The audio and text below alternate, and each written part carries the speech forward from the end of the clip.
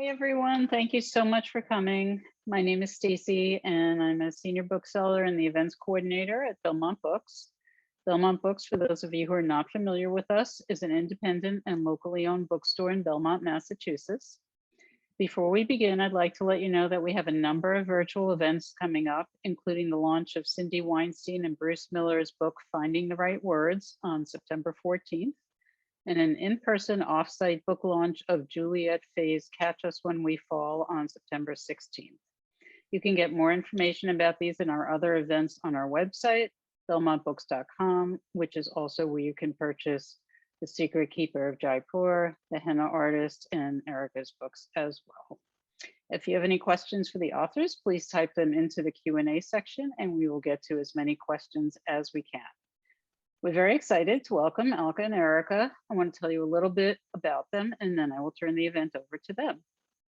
Born in India, Alka Joshi has lived in the US since the age of 9. She has a BA from Stanford University and an MFA from California College of the Arts, a program she started at the age of 51. Alka ran her own advertising agency and PR agency for 30 years. The Henna Artist was her first novel and was also a Reese's Book Club pick. The Henna Artist was followed by book 2 of the trilogy, The Secret Keeper of Jaipur. And currently she is working on the 3rd book of the trilogy, as well as a screen adaptation of The Henna Artist, which I'm very excited about.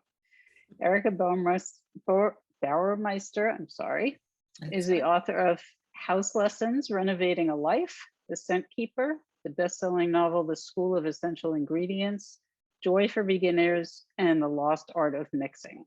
She's also the co-author of nonfiction works, 500 Great Books by Women, A Reader's Guide, and Let's Hear It for the Girls, 375 Great Books for Readers 2 to 14. Erica has a PhD in literature from the University of Washington and has taught there and at Antioch University. She's a founding member of the Seattle 7 Writers and currently lives in Port Townsend, Washington. And without further ado, I will turn the event over to Alka and Erica. Great. Thank you very much. And thank you for being there as an independent bookstore. We love you. For all of you that are listening, you please support your independent bookstores. They are keeping us all going here. They are happy to ship. So if you're watching this and you're interested in our books, please buy them from Belmont because that makes all the difference in the world. It takes them a lot of time to do these events. And we want to say thank you in a substantial and literal way that way. So I would like to give Alka a chance to just sort of start us off by talking about The Secret Keeper of Jaipur and maybe do a little bit of reading, but I'm just going to pitch it to you, Alka, and then I'm going to ask you questions when you're done. You know, I love talking to other authors because our processes are so different. And so what happens with me is my process starts with a scene.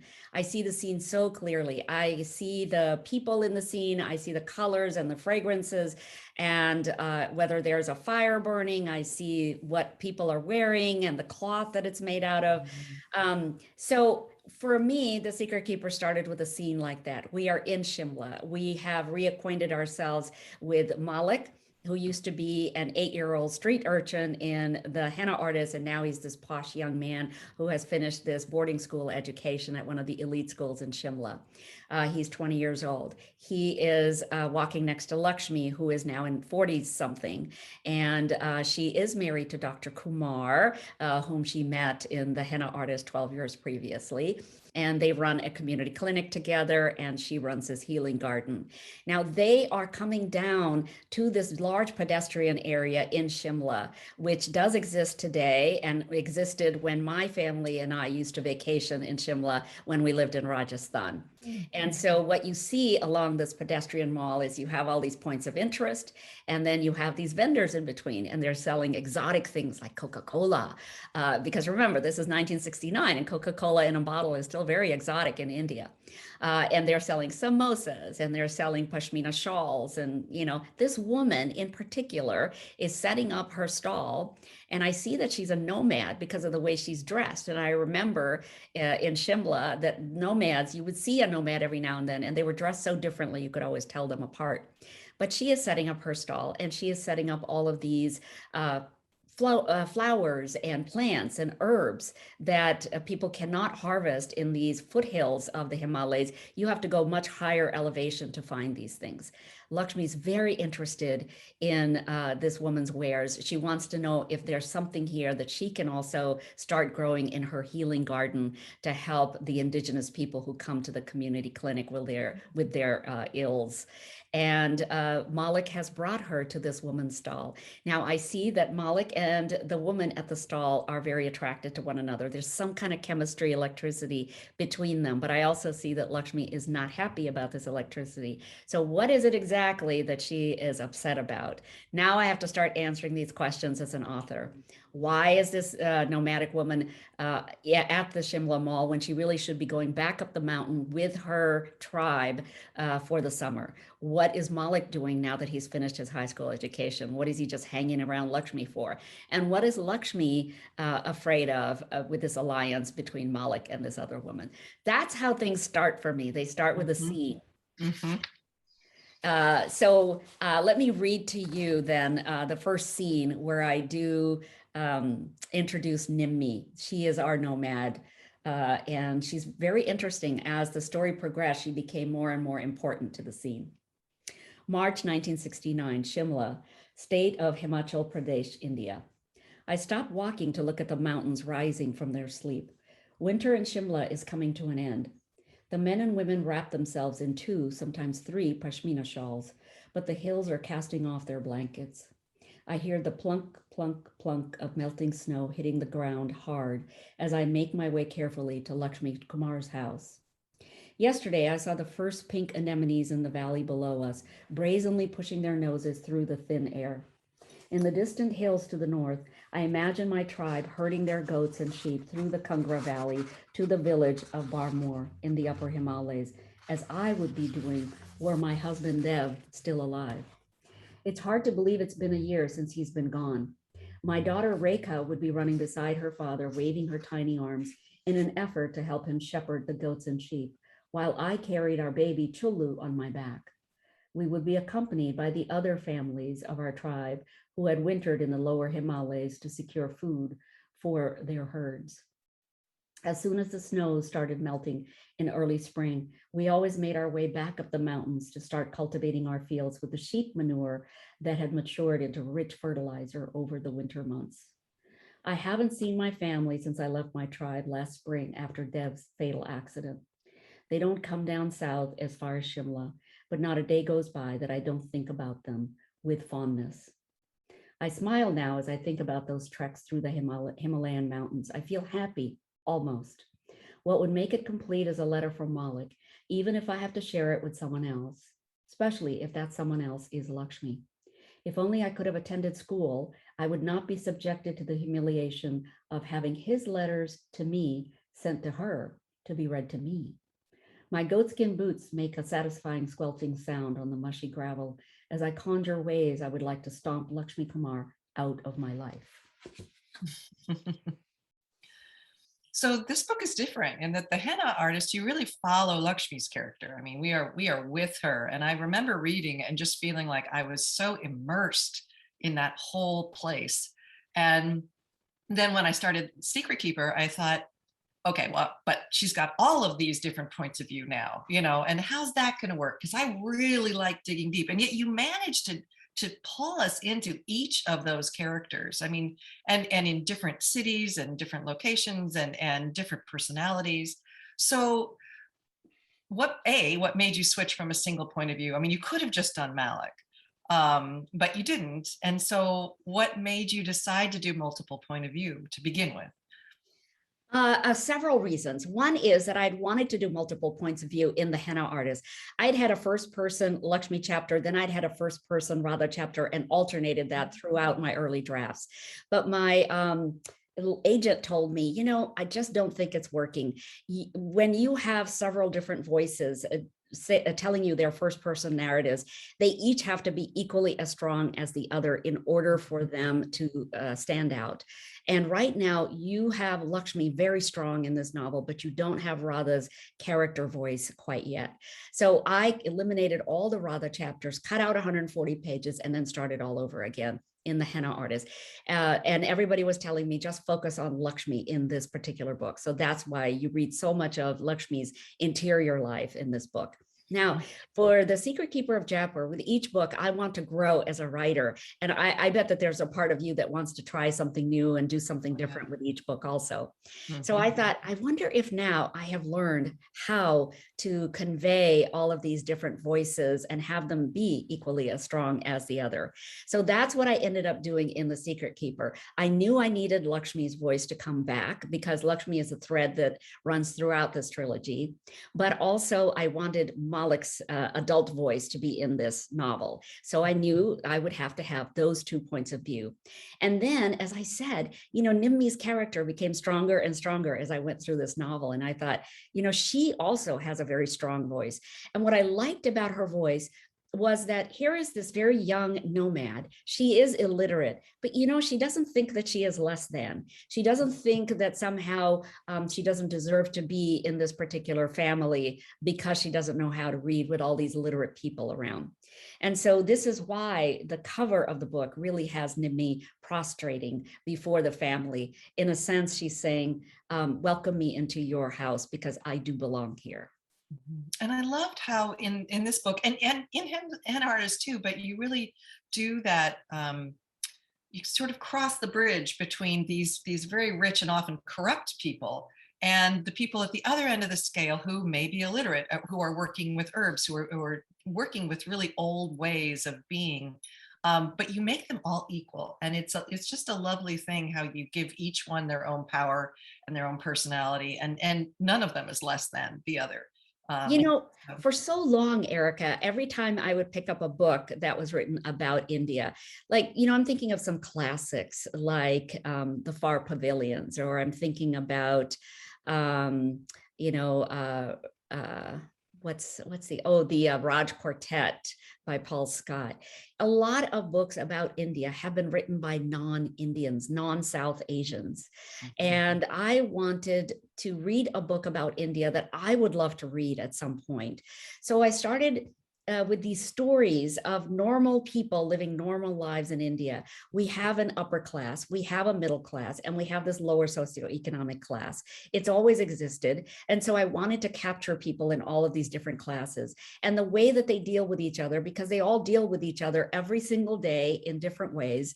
So I wanted to capture that and how that works. I wanted to capture how Hindus and Muslims in real life in India actually do deal with one another, which is very normally. And so it isn't the way that the media here handles the Muslim Hindu relationships, because they're trying to show conflicts that arise between those two parties. But when you live in India, it's a very different kind of relationship. So I just wanted to capture the normalcy that I never see in books that I'm reading about India. Either they focus on the poverty, the extreme poverty, or the extreme sort of dissatisfaction with life and caste, or they focus on this sort of, the English as the saviors of India. But what I wanted to focus on was just Indians living their lives the way they normally would have in the 50s and in the 60s, and now in the 70s in my book number 3. Now, did you choose that time period? Because I know with the henna artist, you were sort of giving your mother a different life. So is that why that time period caught your interest, or?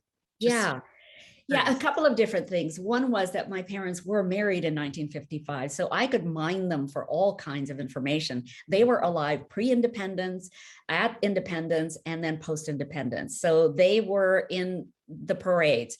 My father was involved in going to those Gandhi marches to make the British quit India.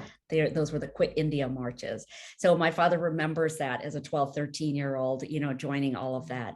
And then, they have a very clear idea of what it was like post-independence and how exuberant the whole country was feeling about having their nation to themselves for the first time in 200 years, to be able to say, these are the policies we want our people to follow. This is the way we want to school our kids. These are the industries we want to focus on, that we Indians know how to do best, and make sure that we can export once again to the world. Because before the British came, India's export to the world was like 23, 24, 25%. After the British left, it was -4. So that tells you a lot of what colonization will do to a country. It basically robs the country of a lot of its wealth, its inherent minerals and gold and spices and silks and things that the Indians were making.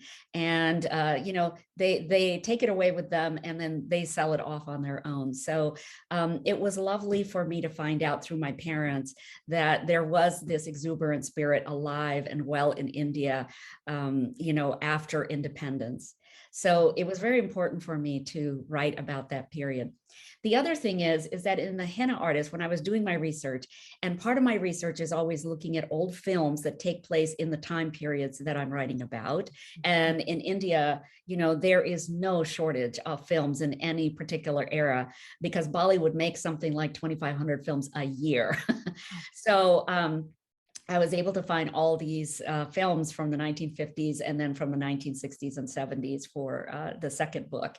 And as I was looking through the catalog, there was a film called Mr. and Mrs. 55 that I saw, and it was charming. It was a rom-com. And essentially what it was trying to inform the people about was the divorce law in India. Finally, it was possible for Hindus to get a divorce, and it was legal for them to do so. And that was being conveyed through this film. And so when I saw that, I thought, oh, now Lakshmi, who has been hiding the fact that she deserted her husband 13 years prior, she no longer has to hide it anymore. She can get a legal divorce through him, and she can move on with her life. So that was the impetus for placing the henna artist in 1955, once it became legal for Hindus to get a divorce. Yep. And I loved what you were saying about, a scene or an idea kind of being, I always say novels start with questions, and it's that question where you say, okay, well, what would happen if, and that'll, it'll either set you in the place, or it'll set you in the time, or it'll give you the character or whatever. That's interesting. So you moved to the US when you were 9. Yeah. Mm-hmm. So how much of this, I know you did a tremendous amount of research for both books. So how much of that was just sort of part of your growing up? How much did you have to just rev it up? And other than watching films, what kind of research did you do, particularly for the second book, but also the first one? So I watch a lot of YouTube videos. For the second book, I watched a lot of YouTube videos about the Nomads. I saw this wonderful National Geographic article where they embedded a reporter with a nomadic tribe, and they followed them for about 2 weeks. And that was very helpful in figuring out how they have their own herbal remedies for issues that crop up for their herd or even for their people. It was also very interesting to me how they live day to day, what they cook, and how their livelihood is now threatened because so many of the lands that they used to be allowed to graze are being taken over for development. So, it's the same thing that's happening everywhere all over the world, right? We keep going into forested lands in order to make more room for people. Mm-hmm. And, what happens to the animals there? What happens to the people who are there living off of that land? So I found a lot of different wonderful articles, and then sheep shearing videos. I saw a bunch of those. I saw sheep herding videos. How do you herd sheep? How do you herd mountain goats? I go down these rabbit holes, and I just start, I'm so fascinated by the subject. I just start, investigating. And then pretty soon I have to pull myself out and go, okay, Alka, we're not just focusing on sheep here. So we need to get on with the rest of our story. So yeah, I look up a lot of different kinds of sources. I also read books that took place in those time periods by Indians themselves. So South Asians, they could be Pakistanis, they could be Bengalis, they could be Sri Lankans, but I like to read books that are taking place in the same time periods because they'll often inform me about traditions that are taking place or what people's attitudes are toward one another, toward women, toward children, that kind of thing. Yeah. And I think that's one of the things that a lot of readers don't understand is how far down those rabbit holes we go and how much research we do. too, and we were just like fountains of information on extraneous topics generally, a lot of which don't even make it into the book. Never. No, yeah. I had like notebooks filled with information, and I probably only used maybe 3 sentences out of that entire notebook in order to, find you find these little nuggets. And I have this little sense, and I'm sure you do too. You find this little nugget and you think, oh, that would be so interesting to put in my narrative. I'm going to figure out some way to do that. So that's kind of what I do. I star these little places in the notebook where I know I'm going to need to go back and somehow incorporate it into the story. Yep. And then the trick, and I think this is the difference between a good book and a great book. And it's one of the things that I love about your books is that it's really easy when you have all that information to just make it feel like a nonfiction book, but to have the information imbue the character, and really like the character comes alive through your knowledge of those facts, and it makes complete sense that you knew all about sheep herding, even though Nimmi is not actually herding sheep except for a very short period of the book. Right. And even then it's kind of secondary, but it informs who she is and how she looks at the world and how she moves. And I think that's the wonderful trick, is when you can make those facts turn into someone's life. And haven't you also found that in creating these backstories of the characters, it's really fascinating to create a backstory for a character, right?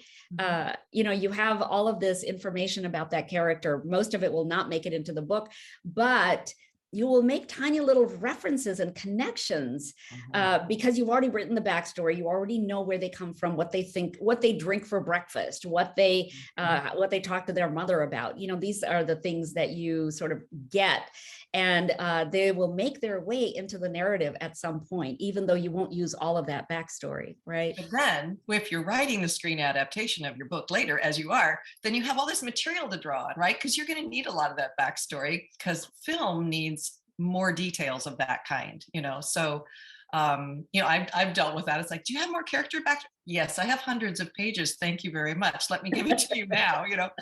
So it's starting to come in more handy now that we need more streaming content on television. Anyway, so how did you I'm just curious, because I feel like the research is really informing these characters, and I'm wondering, this is kind of an odd question, but each of the characters that has a point of view kind of has their essence. And I'm wondering if that essence, you chose to make Malik be now, he's gone to a boarding school. He's very different from the completely fascinating character that he was at the age of 8. So what made you decide to, I guess you wanted to ramp it forward 12 years, but put him in that position? I'm just curious.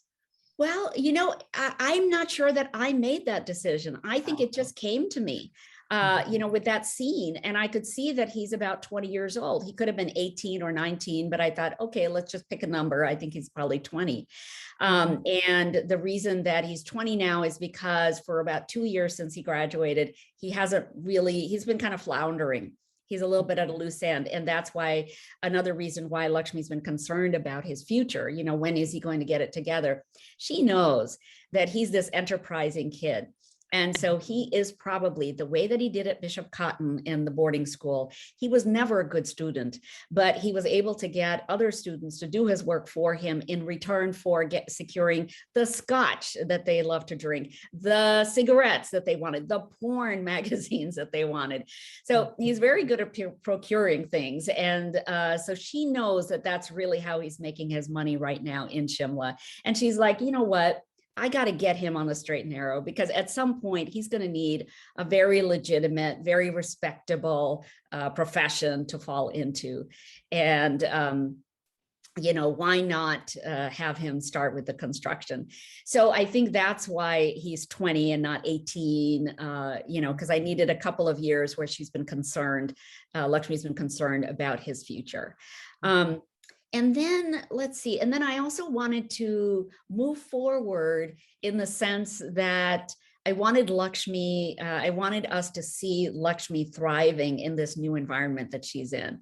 People were so worried when we left the henna artist and she was making her way to Shimla. People were worried, readers were worried, like, what's going to happen to her? What's going to happen between her and Dr. Kumar? And, is she going to be happy in her new life? And I wanted to reassure people, yes, she is doing well. She has sort of moved on from Samir. And yet I wanted to send Malik back to Jaipur so that we could encounter the Singhs again. We could encounter the Maharanis again. It was important to continue all of those stories for me because I know so much about these characters. They're living with me all the time. And so I wanted Malik to be sent somewhere down to Jaipur for some reason. And it just worked really well to have him go down there so he can learn about construction and all of the buildings that the Maharanis are building. And through that, I'm trying to show another facet of what's happening in India. There was so much building going on post-independence that, new movie theaters are cropping up. All the IT, the technology schools are cropping up. There's all these engineering schools cropping up. There's a lot of sort of forward-thinking things that are cropping up everywhere. And so I wanted to show once again that in 1969 from 1965, nothing has that forward momentum has not abated. It is still going very strong. And also I wanted to show how a lot of the royals, once they lost the purse that the British were giving them in order to stay out of the British affairs, once they lost that purse, they needed to find other ways to make money. And they did one of two things. One was they went into real estate. They started building property and selling property and also building hotels out of their big estates that they had so that there was income being generated all the time. The second thing that they did was join the political system. And because they were already so well known, their faces were seen everywhere around town, they usually got elected to parliament. So those are two things that the royals are doing still in The Secret Keeper of Jaipur. And then and then I also wanted to show the progress of, what's happening with the Singhs.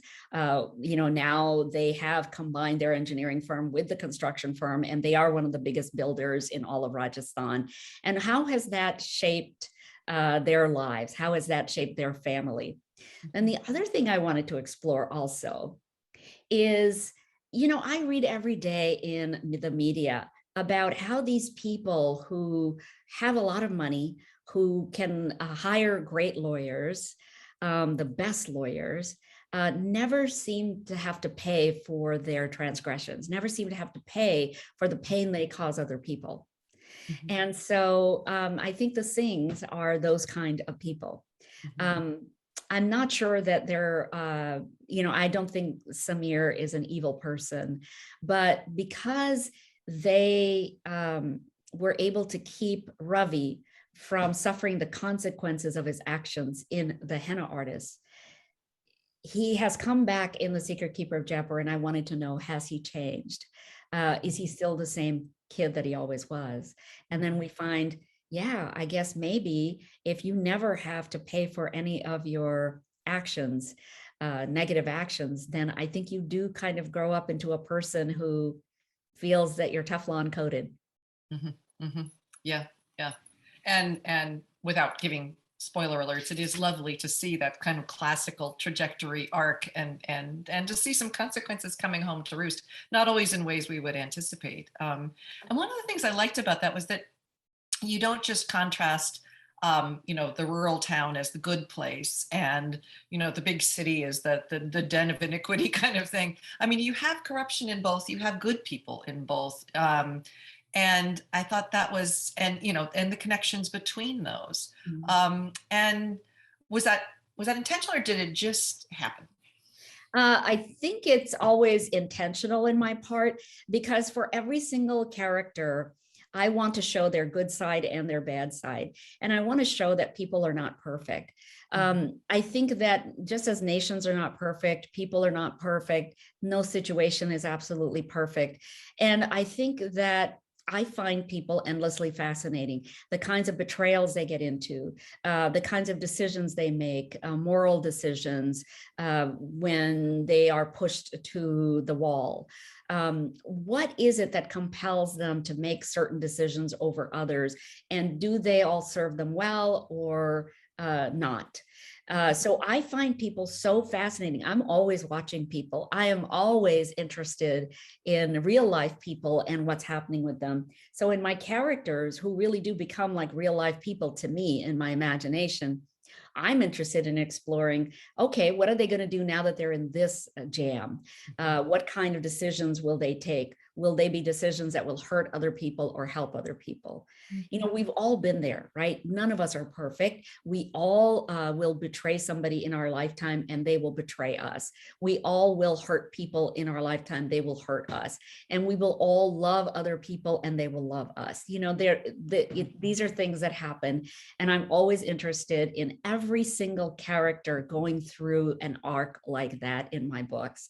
I don't want to leave any one of them out. You know, I think that even Motilal, the jeweler in The Secret Keeper of Jaipur, you know, he has his little trial, right, with his son-in-law and, you know, is he ever going to have grandchildren? But, you know, there is also the moral compass that he has. Of course, he's going to support his son-in-law no matter what.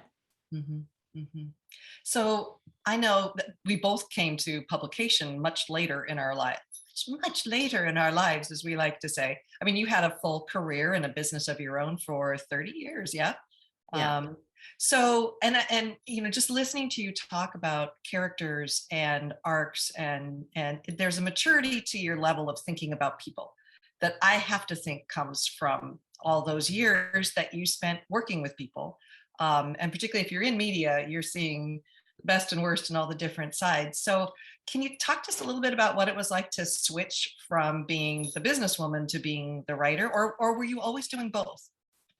I think I was always doing both because, you know, in the advertising and marketing profession, you are often using your creative brain to come up with ideas that are interesting and entertaining and that will help sell a product or a service for your client. So there's always some kind of creative brain activity involved. You know, I didn't write about servers and I don't know, whatever IT kind of stuff, you know, but I wrote a lot of stuff about people. And I was always more interested in telling a story about the product or service that I was pushing.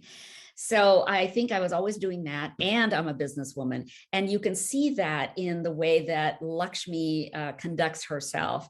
That is all coming from my experience as a businesswoman. My mother may be the stand-in for Lakshmi, the way that she looks and the kind of bearing that she has and this, you know, kind of a softer voice that she has. But her business acumen is all me. And, you know, it's all that stuff that you have to learn as a woman. I will not be trodden upon. I will ask for what I'm worth. I will get what I deserve. So I think that these are all kind of precepts that took me a long time to learn and a long time to sort of practice. So I wanted Lakshmi to be able to, you know, convey a lot of that. Mm-hmm. But don't you also find, Erica, when you're writing, you know, you have to love all your characters despite all of their flaws. You have to love them. Even the people you hate, you have to love them. Like when I was reading your Scent Keeper, that's also, by the way, a Reese pick. This is a way in which Erica and I have a lot of commonalities, but one of them is that we both have the Reese Witherspoon stamp on our books, which is really lovely. But one of the you know, the bad guy, Martin, in the Scent Keeper, I'm sure you also had sympathy for him. You have empathy for, you know, even the characters that we're not going to like. And in the beginning, I didn't really understand what that was all about. Because in real life, if I don't like somebody, I don't like them, you know. Right. But now I realize that I have to find some humanity in everybody I interact with, whether it's on the page of a novel or whether it's in real life. I think that that does come from maturity. You know, at some point you realize everybody has good in them. You know, they're not all bad. Even if you don't like what somebody has done, there are other things that you may really appreciate about them. So I think that is, maybe that's the level of maturity that you're talking about. I think that we all kind of come to, right? Well, and I remember when characters started showing up, and I didn't get fictional characters for a really long time, but I remember being so grateful. And I made a promise, which was, I will never just, I will always love a character. Again, like you said, I may not always like them, but I will not include a character I cannot love, which to me means empathy. It means compassion. It means figuring out why Martin is such a horrible father. You know, he has his own backstory. That's how it works. But, you know, I really feel as if the characters come to us, they choose to spend time in our heads, and I'm grateful for that. And I never appreciated the books where someone would just stick a character up on the wall and shoot at them. You know, it felt as if that was the author being in charge. And to me, the characters are in charge. And I think that's one of the things I like about your books, is that the characters are so fully realized and themselves. And, you know, I think sometimes they were doing things that it would have been easier for you if they'd gone in another direction, but it made it more complicated and interesting. So I really appreciated that Lakshmi doesn't just like find wedded bliss, and, there's no, I was worried that there was going to be no challenge, no thing that was going to make her have to be heroic again. And I really appreciated how in The Henna Artist, so much of her heroism was mental, right? And it was figuring out how people thought. And in Secret Keeper of I always say Jaipur, but you say Jaipur. Jaipur. Okay. But I really appreciated how she almost became this classical action hero at one point, and really had to take things on and do things that were physically demanding. And and it was great to go there with her. I appreciated it. Well, and The Secret Keeper of Jaipur turned into more of a mystery, and sort of, we have to unravel this, this sort of action that's going on. It is more of an action adventure and a mystery. And, I think I've always loved mysteries. So when the story started going in that direction, I thought, oh, this is interesting. Maybe I can write a mystery. And that's kind of where it ended up. And I love that, because once again, I feel like I'm growing as a writer. I'm learning how to do maybe a slightly different genre. And that was really fun. And if you're like me, growing up, I was really shy. So all I did was read. It was really easy, much easier for me to be with my books than with people. With people, I would start to get sweaty hands, or my heart would start pounding. I wouldn't know what to say to them. I didn't know how to start conversations. So I just read a lot. And, I think that when you read books a lot and then you start at a really early age, I think you start realizing that characters are complex, especially if you're reading really good books. You go, oh, wow, these characters are just like real people in life. And maybe, that person in my class who always puts, I had this kid in class who would always stick gum in the back of my neck because he sat behind me, and just a mean boy. But I thought, maybe he had a really mean father. Maybe he had a really bad household life that he came from. And I could sort of understand that after reading a whole bunch of books. Yeah, absolutely. Absolutely. So before we turn it over, I wanted to ask you the beginning of the book. It's just such a great opening. Now, did you plan that, or did that end up coming at the last minute? I don't know how much you want to talk about what happens at the beginning, but it is just grips you, and you are going to keep going kind of opening. So. Well, it's interesting. That opening actually came in like chapter 5 or 6. It was that far into the narrative. But then I thought, wouldn't it be interesting if the epilogue starts with what happened, and then we go 2 months back, and then 1 month back, and then we come to the present again? Because for me, it's always really interesting when I watch a film to go back and forth in time. And it's more interesting for me when that happens. Do you remember that film Memento? It starts backwards. It starts at the very end, and then you move forward from there. I just found that so fascinating. So I thought, oh, why don't I try that? Let's see how that works. So that's sort of, I just love to try new things. And I think so much of that comes from being in advertising where, you don't use your first or second idea. You throw out 100 ideas before you come up with something that you think you want to present to the client. So I just try a lot of different kinds of things and I go, is that working? No, let me not do that. Is that working? Yeah, I think that's working. Let me follow that a little bit further. The Henna Artist took me 30 drafts and The Secret Keeper of Jaipur took me about 11 or 12 drafts. Yeah. So, and I imagine that the third book is going to also take me about, 11 or 12 drafts to get it right. Sure. But with each draft, you just get deeper and deeper into the characters and, understanding where they're going. Go ahead. Yeah, I was going to say, let's talk a little bit about the film process. Sure. Because I think that's kind of interesting. Now, I'm actually not writing the screenplay for the Henna Artist. I'm only an executive producer. Well, all that means is that I will get to be a fly on the wall inside the writer's room, and I will see how they are developing every episode and then the entire season. Mm-hmm. But what I don't understand is, I'm not proficient at writing screenplays because I've never done that before. And I didn't want to be in that game of writing that screenplay at the same time that I was writing book number 2 and 3. I thought I'm going to kill myself doing that.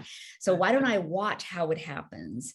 And now my plan is that once I have seen how they put a screenplay together, I want to write the screenplays for The Secret Keeper of Jaipur and book number 3. So that's when I am going to, get involved in doing that. Are you also doing something similar to that? I'm kind of on the consulting end. There's kind of, and you're lucky because yours is going straight too. I'm in the situation where we're now the third time that the School of Essential Ingredients has been optioned. So this time it looks like it might go through, but you just never know. And Scentkeeper, they're working on a similar thing. So, and each time I kind of get to be consulting. But I'm like you, my books have relatively little dialogue. And so and that is pretty much all a screenplay is. And so yeah. I never wanted to write the screenplays. Yeah. And I also probably didn't want to be in the room where they were changing my characters. I need to kind of have a little more distance because I figure that they will be changed. And I don't know how I'm going to feel about that. So Erica, one of the first things that the showrunner for the Henna Artist asked me, he said, now Alka, when we get to the writer's room, you realize we're going to have to change some things about your characters. We may even have to add characters in order to flush out some of the scenes that aren't really there in your novel. How do you feel about that? I said, you know what? I'm a big girl. I've been in the business world a long time, and I know that you start with one idea and sometimes you end up with an idea that doesn't even resemble your initial idea. So I get that, but I trust that I have chosen the right production team for this process.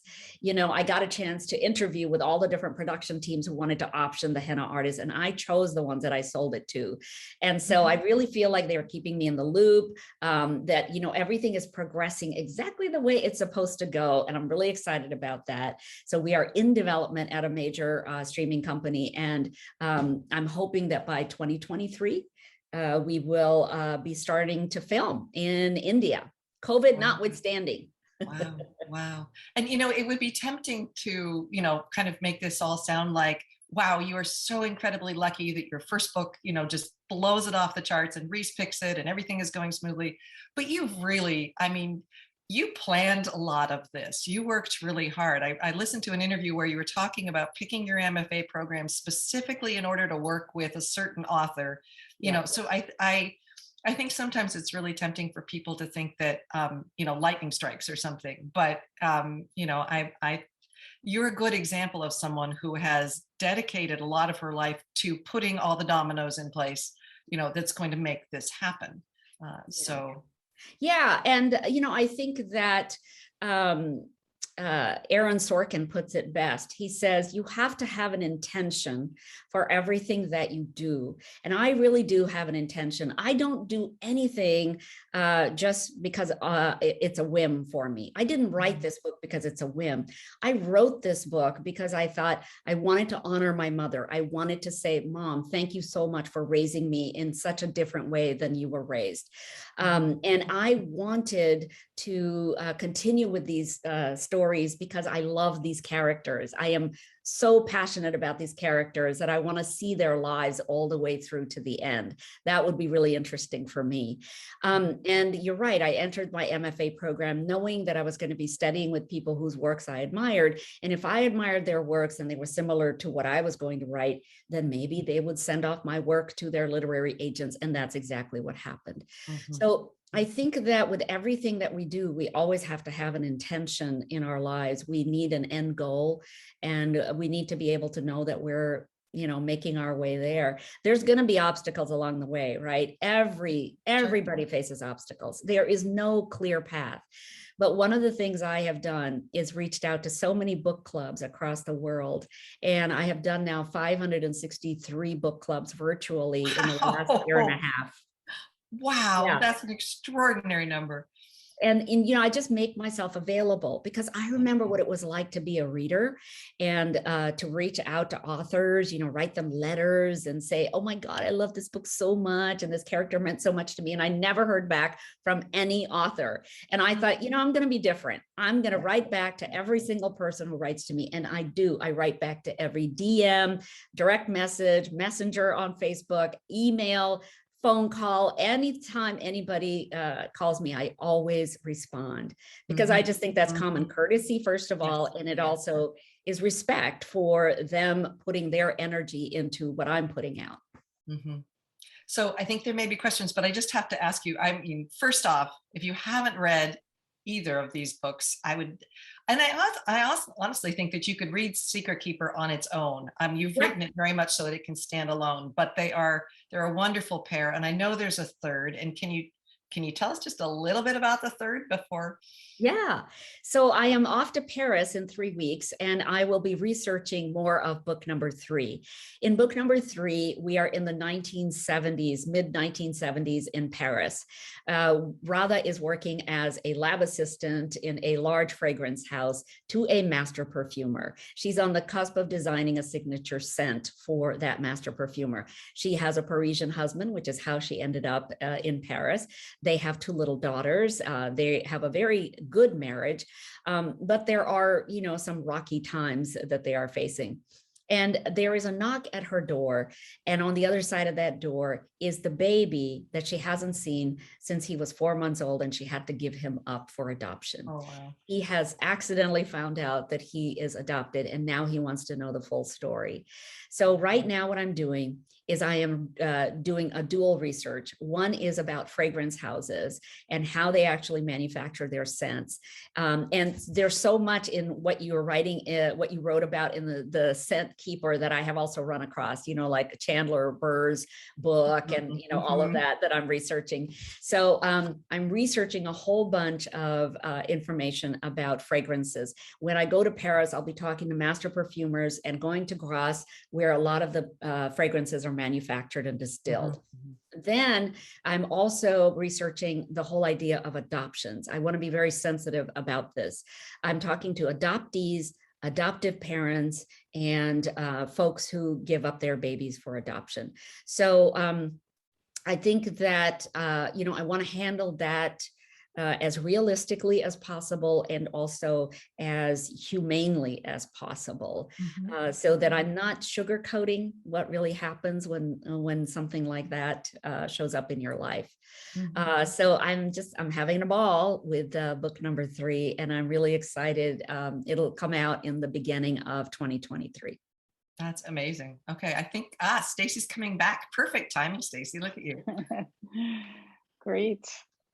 All right, so we have one question so far, and I encourage people to continue asking them. This is from Jennifer, and she said, Lakshmi is a complicated character, and I think we can all relate in one way to the push and pull of pursuing risky dreams. What was helpful for you when developing her character? I looked at a lot of photographs of my mother, where she is cooking or she's hanging out, in Shimla, or she was on horseback at one point up in the Kashmir area where she and my father used to vacation sometimes. So, these all come into play in Lakshmi's character. I've got the scene with Lakshmi riding a horse in The Secret Keeper of Jaipur, and I've got her being very adventurous, the way that I think my mother was adventurous before I think she had her wings clipped and became a wife and mother in that very traditional way in India.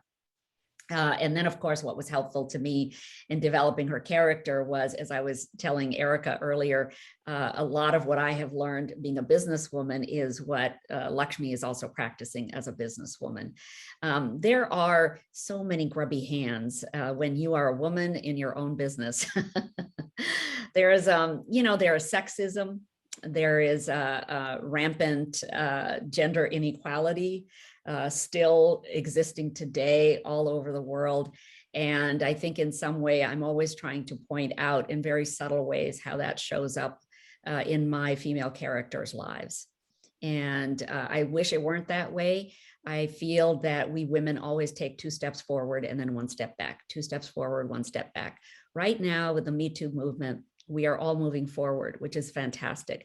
Publishers are looking for stories from women, especially women of color, or, just women, mature women like Erica and myself.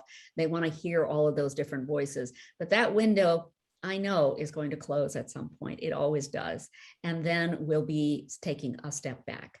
But right now is a good time. And if you've got a story out there and you really want to develop characters and tell that story, I really encourage everybody out there to do it. Especially, I think, women whom I think did not always get the voices that they needed to get out there.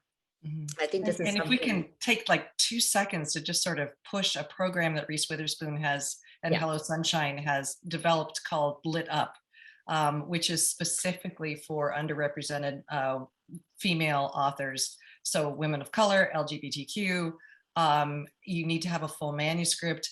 But it is an astonishing program that gets you support, mentoring, access to agents and publishers. She's, I think, going to do it once a year where you can submit a manuscript. I think the deadline happened in June, but will happen again next year. And so if you are a writer of color or know someone who is promising, get them to finish that manuscript and submit it, because I mean, both Alka and I can tell you that it is life-changing to have Reese Witherspoon behind you. What she is doing for women authors is exactly what we need. When I did 500 Great Books by Women, it was 1994. And the whole idea was, let's get women authors out there. And we still need it, and I love to see that it's an incarnation of an actress who is using her celebrity to do this. So yeah. And I think that, she did something for us female authors that the publishing world was never able to do. The publishing world always had a bias where they pushed the books that were male authored, and they left very little promotional dollars for the women. They left very little money in advances for the female authors. And because of Reese's influence, I think she just thought, I love these books by women with strong female characters. Why don't the publishers push these books? So she decided to use her influence to do that. And now, when you look at the bestseller list, her books are usually 4 or 5 or 6 among those bestseller lists. And that is an incredible thing for one woman to have done. And a woman, Erica, who is even 20 years younger than you and I are. I know. It's that part's a little depressing, but we'll get past it. No, I think it's for me, it's very encouraging to see that happening with younger women lifting other women up, because that is really one of the best ways also of us getting our voices across. We have to support each other in that, because if we don't, do you think men are going to? I don't think so. Yeah. No, I completely agree. So I Well, had a thank question. you, Stacy. Thank you Oh, so sorry. much, and thank you to Belmont Books for hosting today, and thank you, Erica, for agreeing to be my interviewer today, my moderator. I really appreciate it. Oh, such a pleasure. And thanks everybody for being here and for listening to us rant on about writing. It's fun. It's a fun job. It is. Thank you, Alka and Erica, so much for being here. I had a feeling that it would be a good pairing, and I definitely think that it was. So we really appreciate you both being here, and to everybody who came tonight, we appreciate your coming too. We hope to see you at future events, and everybody stay safe. Have a good All right, night. just smile for me for a second, and I'll take a little screenshot of us. Stacy, you have to look at the camera. 1, 2, 3. Got it. I'll send that on to you. Great.